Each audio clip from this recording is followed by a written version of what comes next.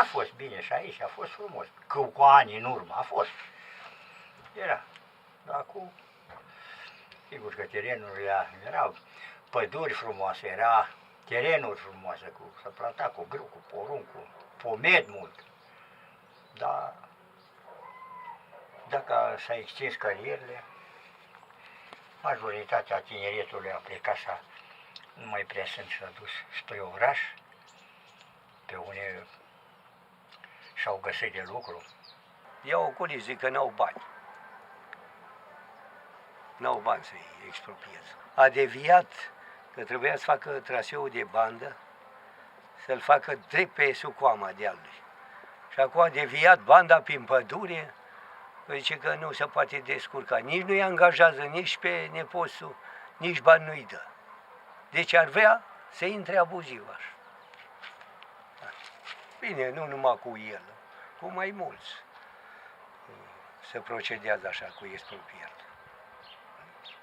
Dacă, vă zic că eu am cedat la expropiere și uite, acum am probleme cu pădurea. Și i-am spus, domnule, deocamdată îmi tai pădurea, că de 3 ani trebuia să o taie. Să o taie, să o duc acolo. Nu, fură tot, scară la lemne, pe unde pot, de acolo. Pădurea nimănui, că e și marcată. Aia e interesant. Bun, asta era păduri frumoasă, dealurile și toate, a fost pline de păduri. Și terenul care se putea, era plin de pomi fructiferi, mere, pere, pruni, cireși, tot felul de vii. Dacă plecai pe câmp, nu era imposibil să nu găsești o fructă să mănânci. Acum a dispărut, că veni carierele. Și cu locurile de muncă care se promit? Unde aceea? Promit. Nu mai angajează pe nimeni. Nu. Când se fac exproprieri, am înțeles că se dă și loc de muncă dacă vinde terenul la exploatare. Asta vreau să-mi explicați. Păi da, nu așa cum a fost la mine în masiv, tot. Eu am văzut tot ce am avut, că era cureaua de 70 de metri la lățime, din hotarul Runcurierul până în hotarul Proștenia, 3 km 700. Nu tot. Și a angajat copiii. Bine că un băiat lucra la Turceni, lucra de mult la Turceni, era inginer mecanic. Acum lucra la Roșuță. Dar totuși cu probleme, că nu știu ce, că cui nu-i place de ochii cuiva, afară. Trebuie să umbli cu mânuși fine. Deci chiar dacă te expropiază, dacă ai fi sigur, dom'le, mi-am ales un loc de muncă, rămân acolo. Păi nu mai e sigur. Ăștia că dacă le mai și faci meciul așa și îi nervezi, după o anumită perioadă, hai mă să dă cu ea. Ce se întâmplă? De multe ori le dă câte o lună jumătate, îi dă acasă cu 75% din salariu, că zice că n-au nevoie de cărbune. Eu nu înțeleg. S-a ajuns la fundul sacului cu bani. Deci, la Jilț, azi noapte a stat, că a depășit consumul de curent, a stat toată cariera. A stat că nu se mai a depășit consumul de curent. Pe aici, noaptea, când te uiți de acolo, exact parcă e un oraș, numai becurile alea cât consumă. Da. Deci ei ce scot, aia consumă. Numai cu amenințări și numai cu... Și vă spusei, dacă nu ai fi tu în cauză, tu care ai luat atâția bani, lasă-mă și pe altul să trăiască, frate, am mâncat și el o pâine, am 2 copii de crescut, îi cresc cu 6 milioane pe lună. Și pe serviciul ăla și pe ăla, azi ești nu știu unde, mâine ești la mătură. Da. Deci asta e chestia, că nu ar fi, de ce tot ai cu pământ sunt dezavantajați și care vin din alte părți de la munte, care n-au niciun fel, au avut un director de acolo și a ținut cu zona și i-a adus aici la noi, aia trăiesc bine, mersi, nu au treabă. Ai din zonă sunt vai și amar de mama lor. Păi să vedeți că sunt fără servici. De la munte au câte 2-3 servicii din casă. La noi, nici câte unul. Vă spusei, care au pământ sunt mai defavorizați ca aia care n-au. Mai bine să n-ai. Acum se extind cu carierele. Dom'le, să se extindă cât mai mult și să angajează oamenii ăștia de prin satele ăștia, că terenurile le-a distrus.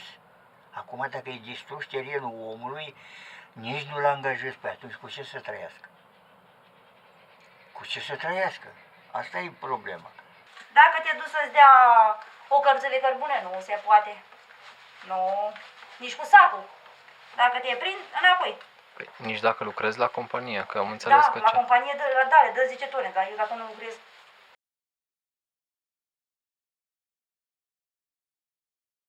Păi tu cum ai ajutat ce de pasă?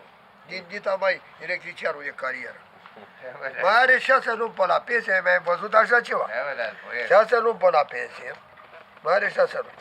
3 luni de zile l-au calificat ăștia agent de pasă, deci dacă cu salariul tot din carieră.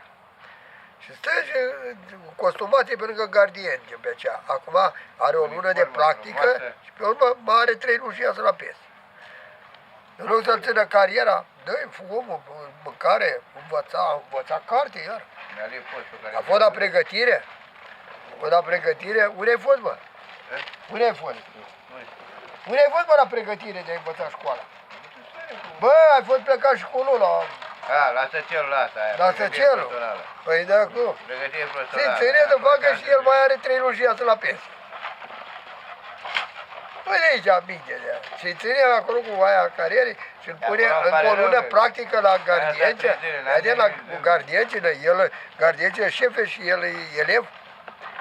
Și el are 35 de ani de carieră electrician. Păi de aici aminte. 30? Păi de ăștia, oameni. 40 de ani. Aia e regula la noi. Când vezi așa ceva de crucier. Mi-am cerut să ne aducă apă, să nu ne lase de Sfânta Marie fără apă, că ne aducea cu cisterna. Și zice, știți, să vă mai face și fântâni în curte, auzi, primare. Eu am 4 fântâni, dar dacă nu au apă...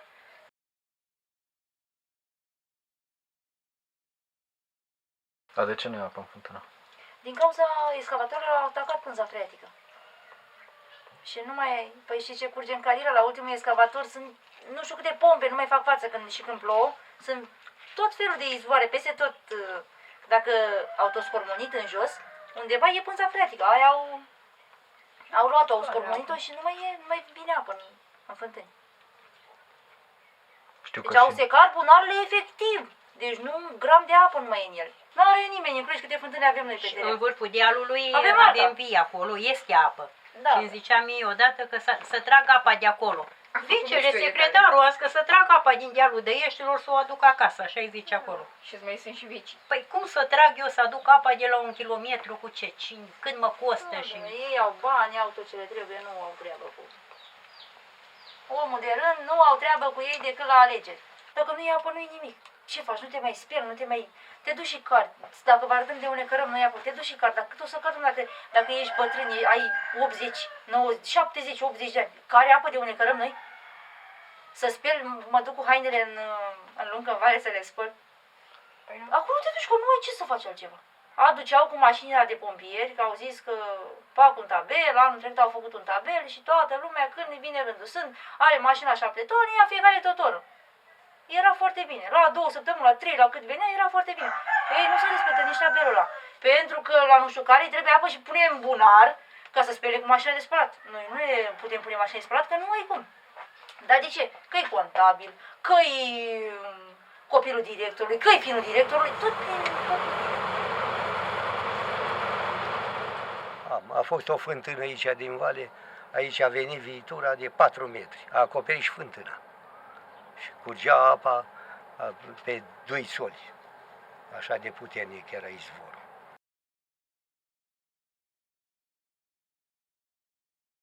Vă facem umplătură la toamnă că se uscă. Se mai usucă aici? Nu se mai usucă, că apa vine în continuare.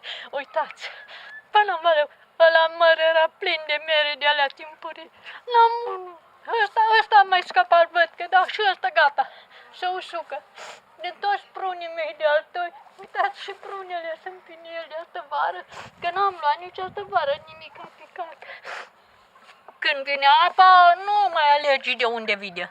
Nu mai vine și de aici, vine și pe drum și o ia în vale, spre casă. Nu știu ce să fac. Nu ne bagă nimeni seama, am 2 procese pe rol. Am acte în regulă pe tot pământ, degeaba le-am. Am hârtii. Pensia merge pe hârtii.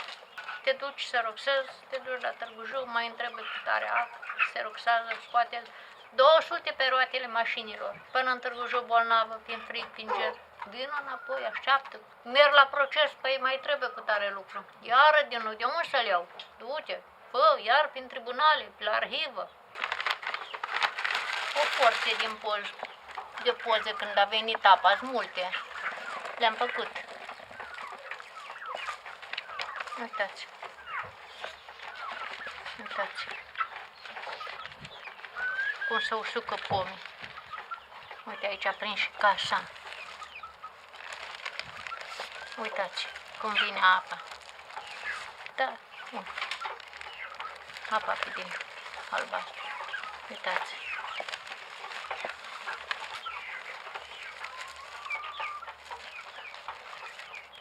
Da, uite. Ce să mai fac? Uite. Și cred că e gata.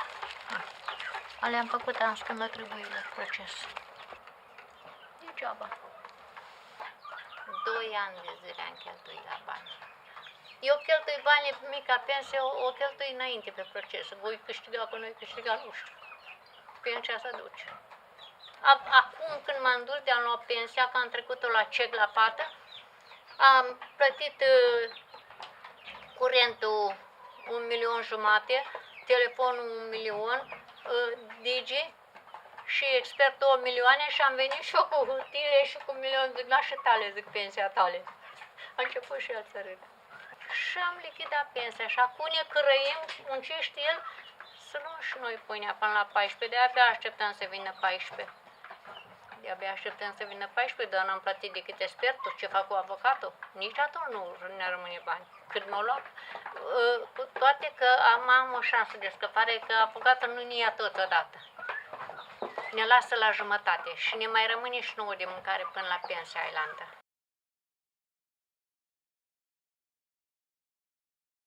A luat iarba foc și probabil de la vânt că ne-am trezit în sat, în vale cu flacăra. S-a risătine că dacă intra în tupa aia de mărăcini, gata, intra la clăi, în vale intra, ardeam și noi casele alea.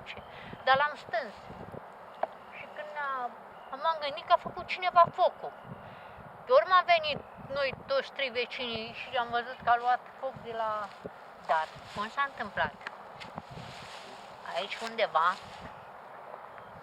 au venit 4 blășgani de băieți de ăștia. A făcut o groapă nu mare, așa, și a dat foc la iarba aia, că de atunci a luat foc. Ca la 2 zile, după aia am auzit că s-a furat în carieră nu știu câți metri de cablu și i-a dat foc în groapa aia de ars, cauciucul și a luat sârmile. Și de atunci a rămas cu luatul foc cărbunile. N-avem ce face, ardem cu tot. Eu crapă pământul și pică jos. Ajunge în sat. Nu. Aici deja-i dus. Eu. Uitați câtă adâncime. Eu. Păi dacă îmi dă calul cu piciorul aici. Eu. El nu se vede de iarbă acum. Eu. Aveți grijă. Eu. Hai de capul meu. Eu.